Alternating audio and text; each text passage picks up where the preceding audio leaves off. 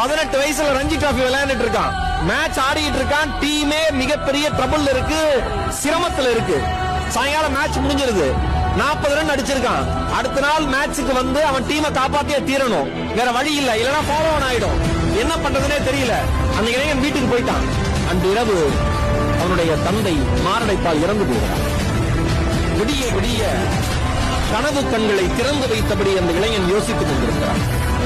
விடியட்டும் என்று காத்திருக்கிறான். காலை விடிந்தவுடன் முதல் முறையாக முதல் தொலைபேசி அழைப்பாக தன்னுடைய பயிற்சியாளருக்கு கோச்சுக்கு கால் பண்றான். கோச், அப்பா தவறிட்டாங்க. என்னப்பா சொல்ற? சரி சரி நீ பாரு. இல்ல கோச், டீம் சிரமத்தில் இருக்கு. நான் வந்து விளையாடி கொடுத்துட்டு டீமை சேவ் பண்ணிட்டு மறுபடியும் நான் வந்துடுறேன். அம்மாட்ட சொல்லிட்டேங்க. அதே மாதிரி அந்த பையன் மேட்சுக்கு போறான். 90 ரன்கள் அடிச்சு டீமை சேவ் பண்ணி கொடுத்துட்டு ஃபாலோ வந்து காப்பாற்றிட்டு மறுபடியும் வந்து அப்பாவோட இறுதிச்சடங்களை கலந்துக்கிறான். அந்த அப்பாவிற்கு அந்த பையன் நாளைக்கு இந்தியாவிற்காக விளையாடுவான்னு தெரியாது. அவன் தான் கிங் கோலி என்று பெயர் பெறுவான் என்றும் தெரியாது.